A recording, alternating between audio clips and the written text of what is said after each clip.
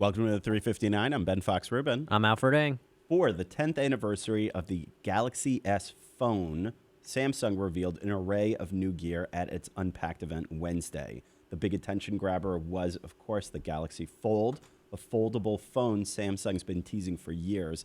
It's got a 4.6-inch display in the front that then folds out to a 7.3-inch display.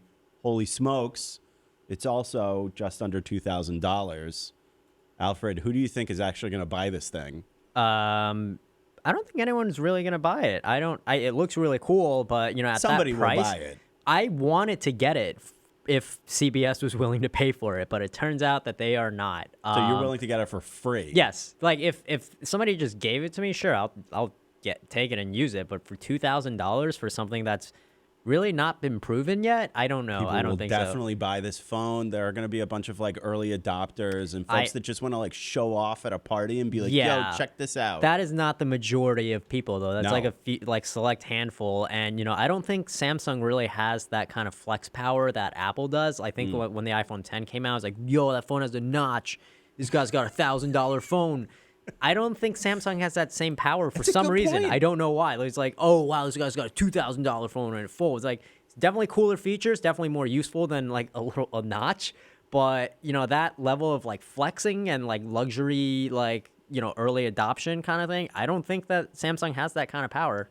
It's a very good point that you mentioned. Apple has been pushing that whole luxury brand stuff for a very long time. They even brought in Burberry's former CEO to run its retail operations.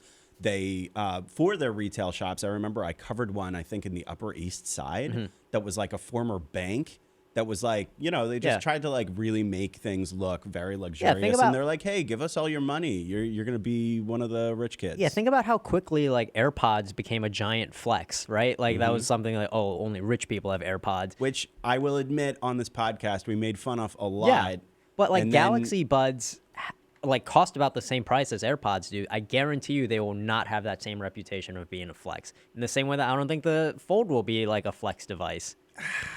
I have a hard time agreeing with you on the Fold just because it's that much more expensive and it's so much more noticeable as a thing. The notch, yeah, it's noticeable, but it's not as noticeable as you taking out your phone and then folding it out and being like, yo, check this out. This is amazing. All so right.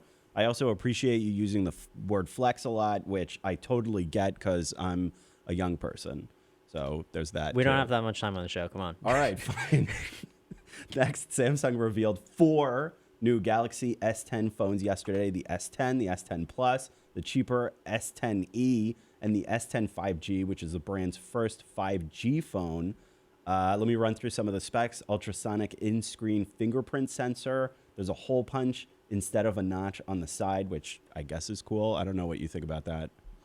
I appreciate the hole punch. I think it's a much better design than having that notch just because it feels much less intrusive. Yes. Big fan of the ultrasonic fingerprint reader. I'm glad that you can have the full screen now. Unfortunately, for the S10e version, the fingerprint reader is on the power button. Really? Yeah, it's not in the screen. I guess because it's $200 cheaper or something like that. Yeah, exactly. They keep the headphone jack. I wanted to throw that in there. Yes, very important reason why I am looking for an S10 now as opposed to a Pixel 3 or anything like that. Also, they talked up their cameras a lot. It looks like they're, trying to catch up with the iPhone XR, XS, also the Pixel 3's camera. They finally started talking about a lot of the software features that they're building into it. But also, what do they got? 3 cameras on the back? Yeah. Up to 4. I think the Plus has 4, I believe. Oh, wow. So the 3 cameras on the back, though, one is ultra wide, one is macro, zooming, and one's just a normal camera. Also, there's some Instagram feature now with it. Yes. Yeah, so they talked a lot about the camera, which to me feels like this is what they do at press events now. They're like, yo, check out this camera. It's incredible. Let's flex. Did I use that right? Yeah, well, again, we don't have any time left on the show. Okay, fine, whatever. If you want to read more about these stories, check them out on CNET. I'm Ben Fox Rubin. I'm Alfred Ng. Thanks for listening.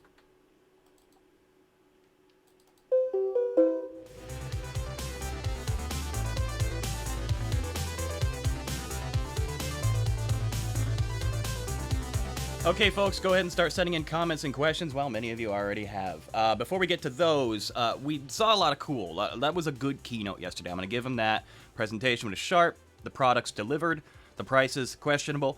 But what were some of our biggest turn-offs, maybe? We're known for being negative, so... We are? Yeah, Ben... Okay, Alfred is. I'm known for being negative. Yeah, I'm known for being incredibly positive about everything. What were your takeaways yesterday that you were like, oh, that was a misstep, or like, oh, screw that? I don't know. I thought the buds didn't look that cool. They just looked like whatever. And I mean, they're headphones. Are they supposed to look cool? Like, nobody cared about headphones really looking cool until Apple came in. That's true. That's true. I would have liked them to look a little bit more iconic or a little more interesting, which, granted, is a total... You know, I'm completely flipping what I said previously when the AirPods came out, and I said they looked like ridiculous and they looked like Q-tips coming out of your ears. But I think Samsung just kind of played it safe with the design, and they're just these little bubbles that go over your ear, as opposed to something that may have looked a little bit more different or noticeable. I think they're being very something that kind of turned me off was I think they're being very protective of the Fold currently. There was no demo for any of the reporters there to, you know, really get their hands on it and see how it would work and how smoothly it goes from phone to tablet mode. And I think it's because they're being really protective of it, because I think that if they did allow somebody to scrutinize it, I'm sure there's something wrong with it. It's very possible that it is still very much in beta mode, because it doesn't come out until late April, April 26th. So very good point. I agree with you. I think that they first showed this off in November, and they even had a casement around it to make it look chunkier than it actually was.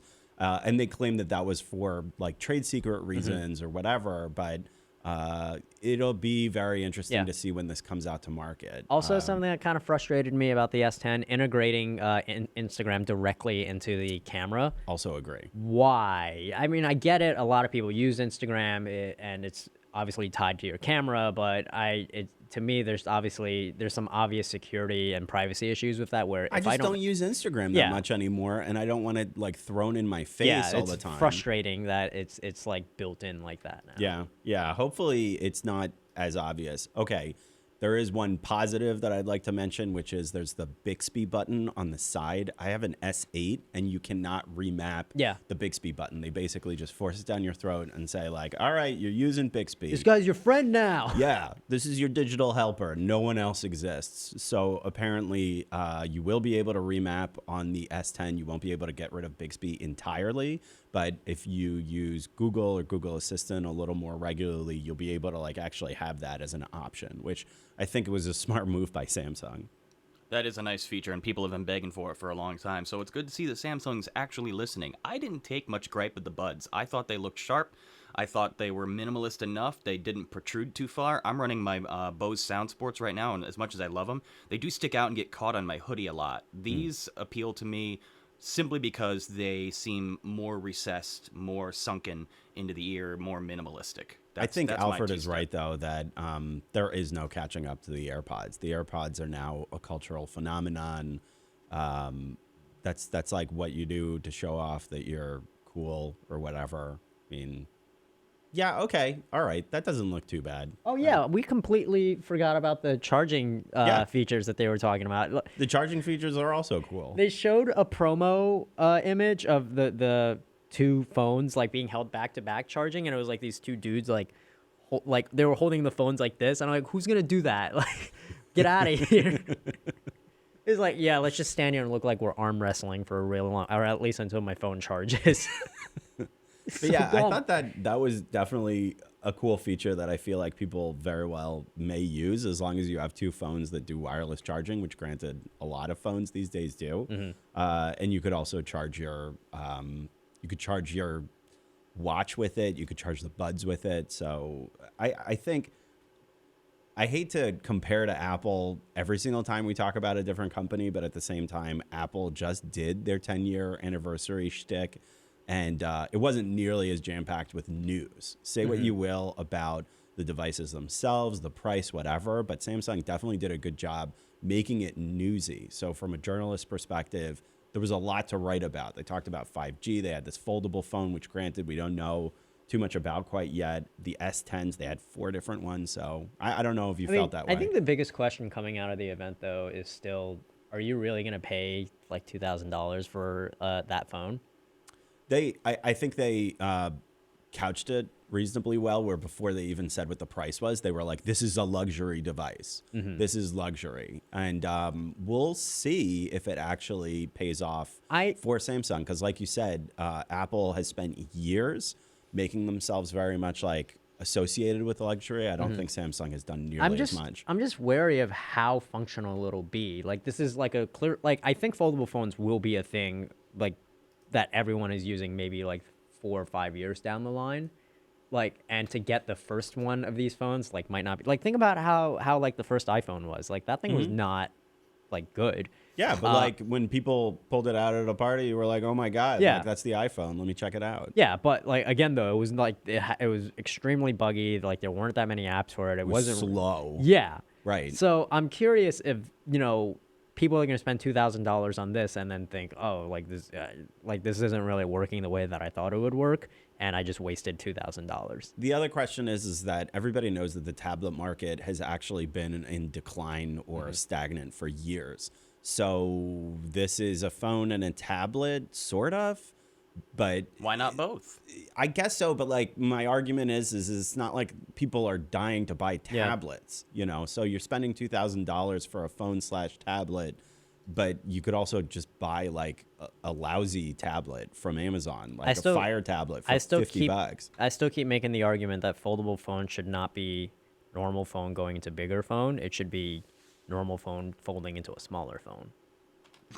That makes the most sense. Yeah. Really? Yeah, more pocket space, and like you said, not that many people want tablets. Give me a smaller phone like that. So Holy if crap! you want I that, accidentally agreed with you on that one. Okay. So what you're saying, like you get a phone, but then it becomes an iPod Nano? yeah, give me that. That's kind of cool. Okay. I'm now persuaded somewhat to this idea. Well, clearly the thing we're all going to be in anticipation for is going to be durability with this thing, just because there's so many more moving parts and fault points. So yeah, look forward to a drop test coming very soon. I'm sure Vanessa's going to revel in that one. Oh my God, that's going to be one expensive drop test. They all are. Yeah. Yes. Okay. Fair enough. Did you see what we did at CES? I think we blew $5,000 on those drop tests. Probably Easily. more. Yeah. Easily. But it was violent and wonderful, and I got to be part of it, so I'm very happy. Alfred, what was the most memeable moment from yesterday's presentation? I'm going to go ahead with epic selfie, guys. Yeah. Oh God. But what about the poor, I forgot his name, but the poor soul who was clearly terrified to be on stage. It was, Demo Josh. It was, yeah. I thought, no, the selfie was Instagram's Adam Mosseri and Samsung's DJ Ko. And then they took the selfie and then ended with epic selfie, guys. And I'm Epic like, cool. selfie.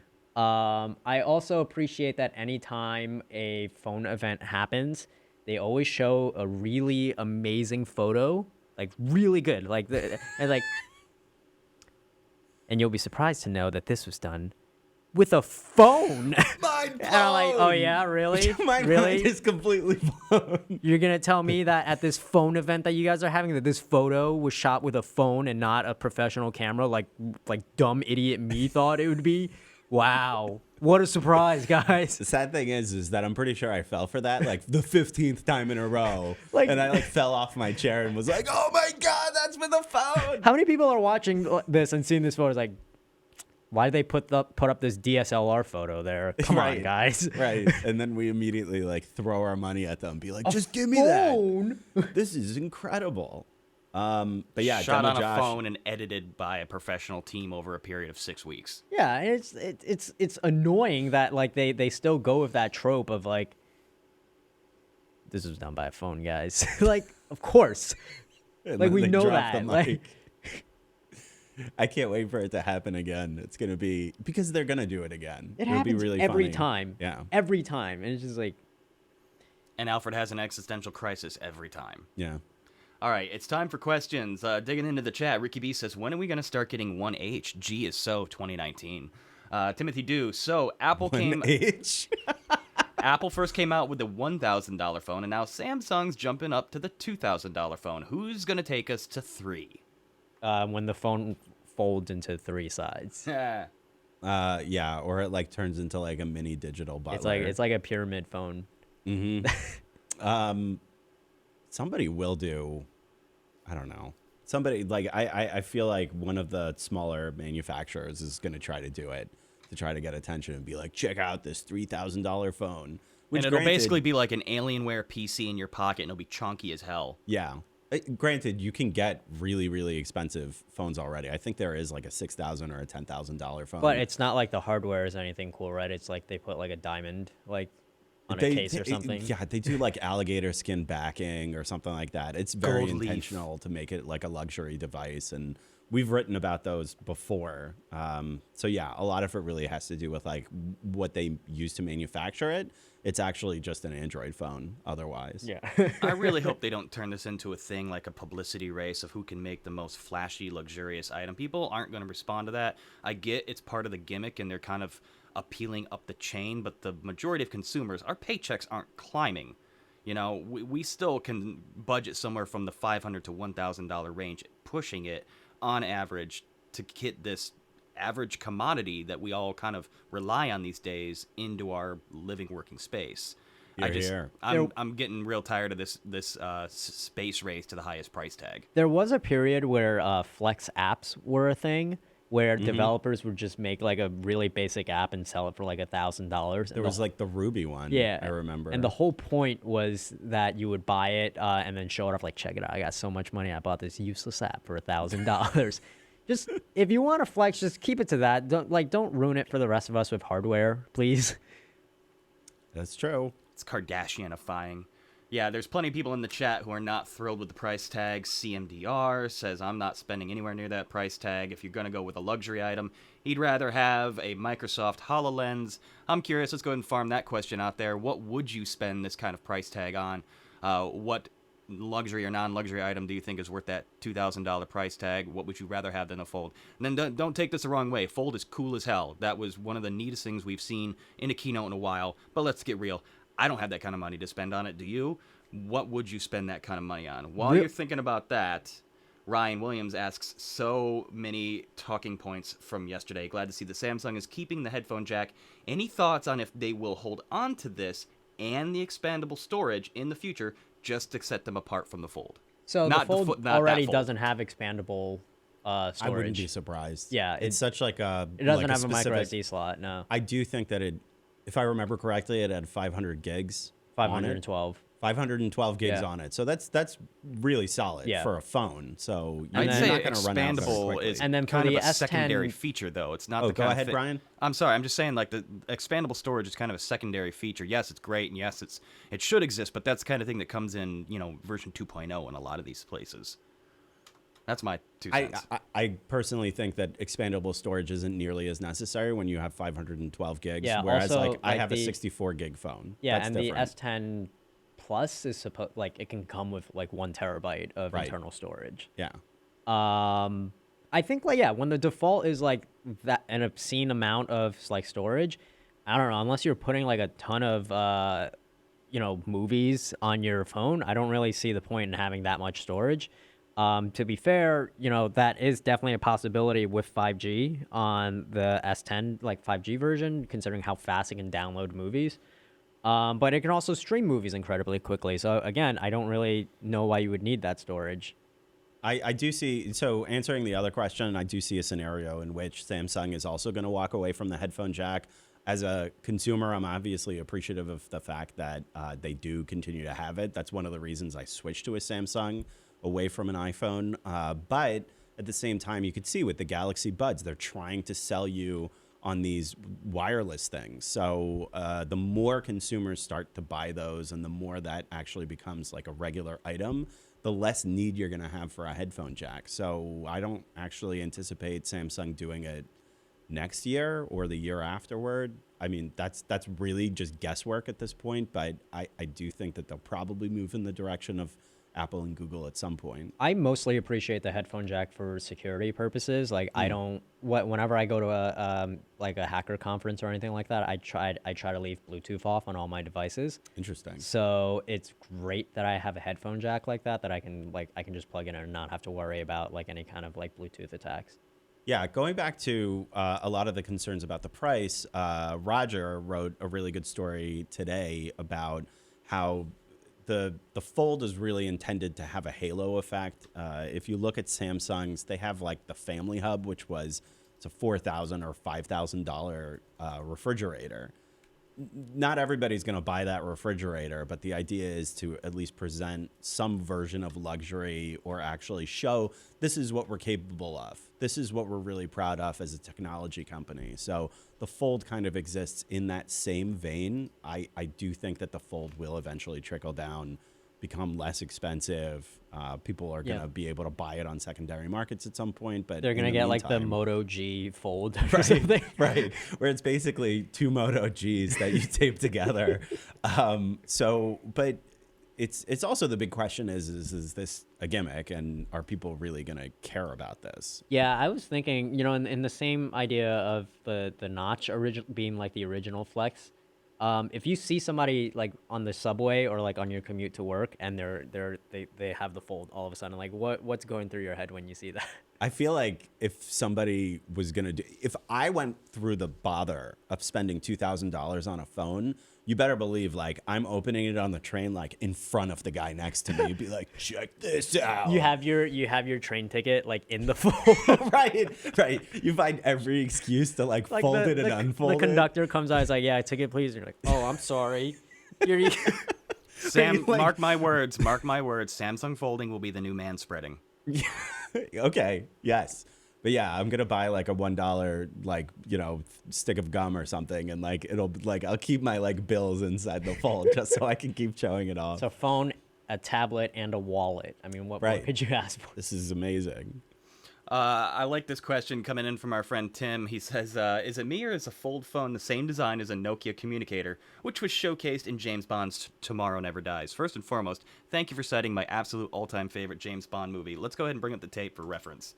This was the Pierce Brosnan, I think it was 1997. Look at this beast. Look at that. Look at that phone. Does that look like a Samsung Fold to you? That does Sort of, a little, but it's It looks like a sidekick. a sidekick. It's basically a sidekick, but a sidekick that they didn't have doors like that. They had slider, didn't they? It wasn't hinged. That's a good question. I think it was hinged. Was You're it? right. I remember slider ones. That's Maybe that's a kick or whatever. Like a T-Mobile G1. I'd pay $2,000 for that car. I'll say that. Only $2,000 for a BMW. That's exactly how it's going to work out, Ben. Anyways, I just had to bring that up because, yeah, Tomorrow Never Dies is a severely underrated Bond movie. Why won't Samsung allow reporters to turn on that 5G phone? Now, we experienced that firsthand. Probably because it's buggy. It's like, still that's, buggy. The same thing with the Fold. I'm pretty sure they don't want like to fall flat on their face once like journalists that are known to like find problems, like eventually find a problem with this phone that's supposed to be like the future of like phones. The problem for Samsung is that their homework is eventually going to be due, and people will write about problems with this stuff. Everybody knows 5G is going to have a bumpy start, and it's not going to be particularly easy or fast to use right out of the gate. So maybe Samsung should have presented it just to set expectations in a certain way. But at their press event, I think they're really just trying to like get the hype train going. So maybe they're not as interested in doing something like that. How do we think a case is going to work out for the Fold? I actually don't know. That's interesting. Yeah, it might not have a case at all. I'm kind of at a loss because how do you encase it? I think maybe it'd be the start of something new that's not like a full-on encompassing case, but maybe a series of bumpers that you like maybe epoxy on to the edge or something like that. Or like, yeah, the top and the bottom. Just to protect those corners and bends. Or flex so hard that you don't even need a case. That's right. Just buy another one when that breaks. Just chug it and get another one. Yeah, but it is a good point that not only is it a $2,000 phone, but the case is probably going to be way more expensive than a normal case. When it breaks, the repair costs are going to be way more expensive. So you're going to have to be living that $2,000 phone life if you have any expectation of buying this thing. So you don't just buy it and then that's over. So, yeah. Let's take one or two more.